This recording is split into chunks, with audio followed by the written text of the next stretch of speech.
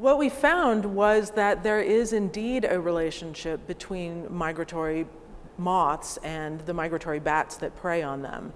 So these moths, they migrate between Mexico and in the US all the way up to Canada, and the bats also migrate from Mexico into the karst region in Texas and Oklahoma, where there are large caves, and they roost in the millions and have actually been shown to eat these moths and provide, in the study area that I looked at alone, $750 million a year in pest control services. So it's a really important system, and while we know quite a bit about how to track agricultural pests in general, these migratory moths are really challenging to understand because they cover a lot of ground and they will eat pretty much anything that they find. And so understanding their migratory behavior, especially in a cross-disciplinary way, is an important aspect to being able to better predict and control them in the future. The aspect of that I found most interesting is that we understand their migratory patterns in the spring when crops are at risk from predation by these moths, but little is actually known about what happens with them in the fall because there really aren't that many crops exposed to the moths on their return trip. So I was really excited to explore this relatively unknown area in my own research. It's interesting to me that as early as the 1990s, people still weren't sure that the moths actually had a return migration. They were thought perhaps to just expand out from their breeding range in Mexico and not ever come back.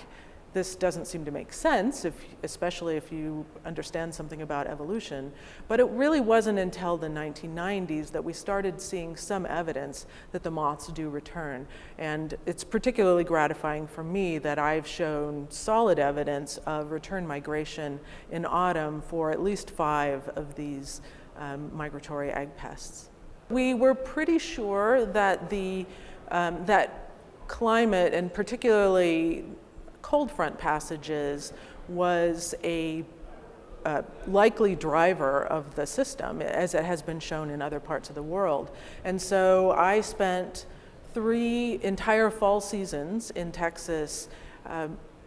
We had replicates of pheromone traps for our target moth species, and I emptied those every day. And every other day, I went to the nearby cave, Frio Cave in Uvalde County in Texas, and caught bats before dawn when they were returning from foraging all night. And I did the usual measuring and identification of the bats.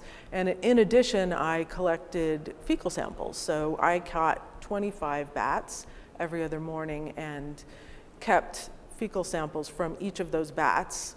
Over time, that adds up to thousands of vials of bat poop. As part of my research, I used that guano to extract insect mitochondrial DNA and did a sequencing study and compared the CO1 segments to the Barcode of Life database. And so now I have a nice data set that shows here are the moths that were attracted to pheromones on the ground with respect to passage of cold front and amount of wind from the north. And now I can also show when the bats were actually eating those moths.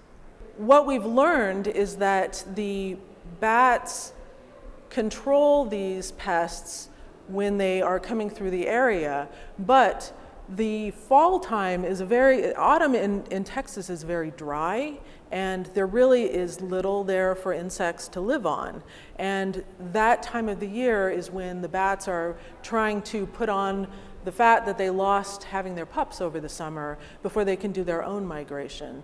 And for the bats, they're in a bind because without the moths coming through, there would be nothing to help them prepare for their own migration. So the astonishing thing that comes out of this is that we depend on the bats to control the moths, but without the moths coming through, the bats might not even be able to be here with us. So it's really important, I think, to compare multiple perspectives, because without looking at moth movement through the eyes of the bats, we wouldn't know how important they were to the bats themselves.